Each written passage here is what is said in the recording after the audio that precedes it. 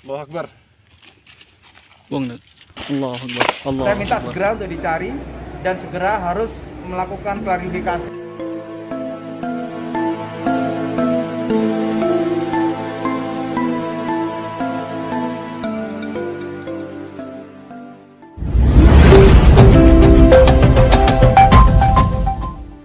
Assalamualaikum warahmatullahi wabarakatuh. Salam jumpa, salam sejahtera untuk Anda semua. Persoalan pembuangan sesajen di daerah Semiru, Lumajang, Jawa Timur sampai hari ini masih bergulir. Menurut informasi di beberapa situs berita, pelakunya sedang dicari. Kemudian juga ada yang melaporkan ke Polda Jawa Timur dan telah mengundang banyak reaksi dari sejumlah tokoh. Pada edisi yang lalu, Ara9 Channel telah mewawancarai sahabat saya, Aibtu Imade Hadi Sukoco, seorang anggota polisi yang merupakan penganut Hindu. Di mana secara substansi menurut beliau, sesajen adalah bentuk penghormatan atau ungkapan terima kasih kepada Tuhan dan alam semesta. Jadi bukan yang lain-lain. Dan bagi Anda yang belum melihat, silahkan ditonton edisi yang lalu. Kemudian, setelah saya melacak berbagai sumber informasi di situs-situs berita, saya temukan informasi dari situs berita milik PBNU, yaitu NU Online, terkait dengan adanya sesajen di sekitar Semiru. Kalau sebelumnya saya tidak mengetahui siapa yang menaruh sesajen tersebut. Ternyata di situs NU Online diinformasikan berdasarkan keterangan dari Ketua Aswaja Center Nahdlatul Ulama Jawa Timur, 40 hari setelah letusan Gunung Semiru, khususnya warga Pronojiwo Lumajang melakukan doa bersama, zikir, tahlil bersama setelah sholat maghrib. Dimohonkan kepada Allah untuk tolak bala, artinya mudah-mudahan tiada lagi bencana. Setelah melakukan doa bersama tersebut, warga Pronojiwo melakukan tradisi menyajikan makanan yang disebut dengan sesajen di beberapa titik lokasi. Jadi kalau menurut informasi ini, kemungkinan besar sesajen yang dibuang dan viral tersebut adalah memang diletakkan atau ditaruh oleh warga Pronojiwo sendiri setelah sebelumnya atau pada malam harinya melakukan doa bersama untuk tolak bala.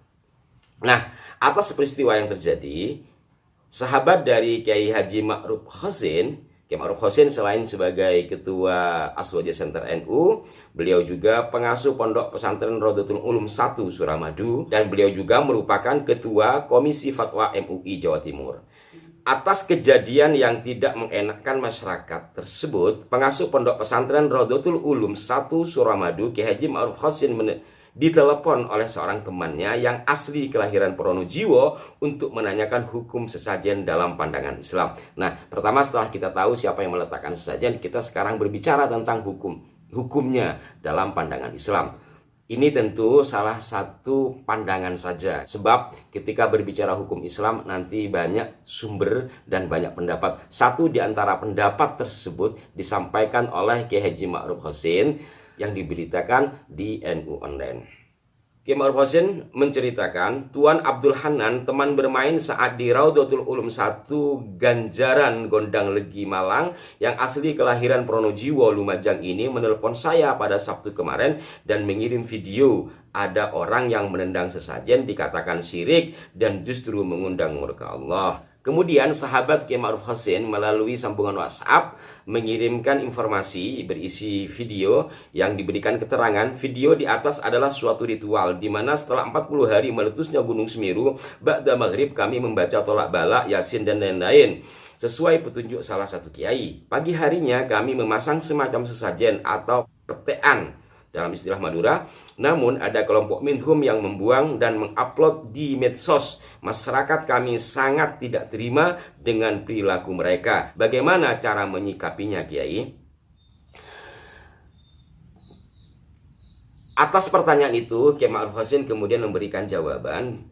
Beliau yang merupakan Ketua Komisi Fatwa MUI Jawa Timur dan juga seorang Kiai NU ini sering mengikuti bahsul masail PWNU yang berkaitan dengan tradisi, baik seperti bersih-bersih kampung, larung, saji, nyadran, dan sebagainya. Kemudian dijelaskan dalam bahsul masail NU diungkapkan terkait dengan hal-hal yang bersifat tradisi tersebut. Para musyawirin selalu memberi perincian dari kitab Fathul Mu'in yang bersumber dari kitab Tuhfah Ibnu Hajar. Ini hukum terkait dengan sembelihan yang menjadi tradisi beberapa wilayah di Indonesia, yang biasanya ada acara bersih desa, sedekah desa dengan menyembelih sapi atau kerbau. Bagaimana hukumnya? Saya bacakan. Faidatun man dzabaha taqarruballahi ta'ala lidaf'i syarril jinni anhu lam yahrum au biqasdihim haruma wa sarat dzabihatuhu maitatan bal in qasadat taqarruba wal ibadata lil jinni kafara. I'anatut talibin juz 2 halaman 397. Barang siapa menyembelih hewan atau makanan sebagai bentuk mendekatkan diri kepada Allah untuk menghindari petaka dari jin, maka tidak haram. Jika bertujuan untuk jin bukan karena Allah, maka haram. Sebab sembelihannya menjadi bangkai. Bahkan jika bertujuan mendekatkan diri dan beribadah kepada jin, maka ia telah berbuat kufur. Syekh Abu Bakar Syatta, I'anatut Talibin, juz 2 halaman 397. Demikian ditulis di NU Online. Atas keterangan sahabatnya tersebut, Kiai Ma'ruf Hasin menyarankan lebih baik makanan itu disedekahkan dan dimakan bersama.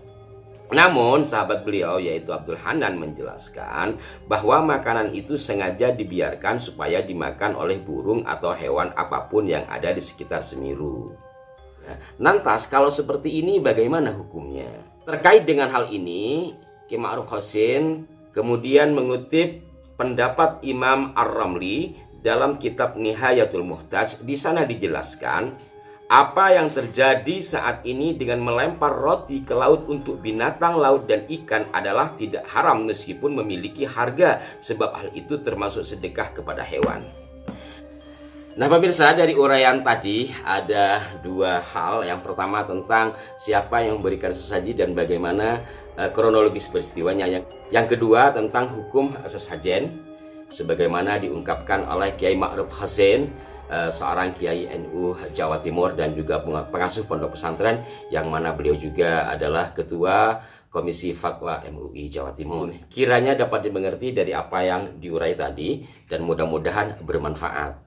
Ini adalah salah satu pendapat terkait dengan sesajen atau tradisi yang berkaitan dengan bersih-bersih desa, yang umumnya juga ada sembelihan, kemudian ada sesajen. Ini salah satunya saja, sebab ketika berbicara hukum secara sempurna tentu melalui bahsul masail, tidak melalui forum seperti ini.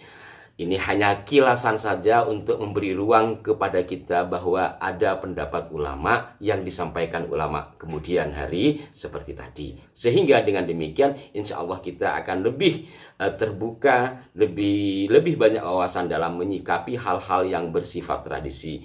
Bahwa hal itu pada dasarnya sudah menjadi bahasan para ulama.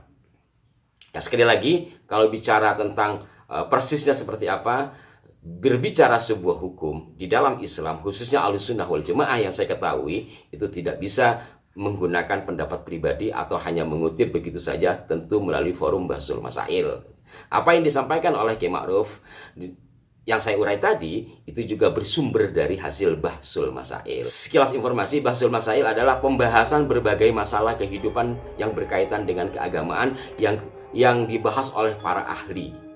Itu di NU istilahnya disebut bahsul masail. Dari situlah kemudian menghasilkan sebuah produk atau jawaban terkait dengan hal-hal yang ditanyakan.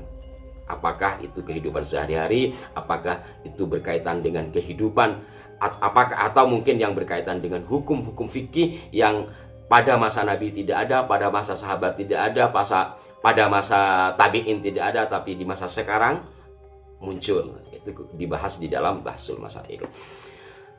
Apapun dari semua uraian ini, Aras 9 Channel hanya sekedar memberikan ilustrasi-ilustrasi yang mungkin tidak terlalu besar, tapi setidaknya dapat membuka ruang di diri kita untuk menambah wawasan. Mudah-mudahan bermanfaat dan berikan masukan kami di kolom komentar. Salam persaudaraan, salam hormat, salam NKRI. Mohon maaf apabila ada kekeliruan. Assalamualaikum warahmatullahi wabarakatuh. Sampai jumpa.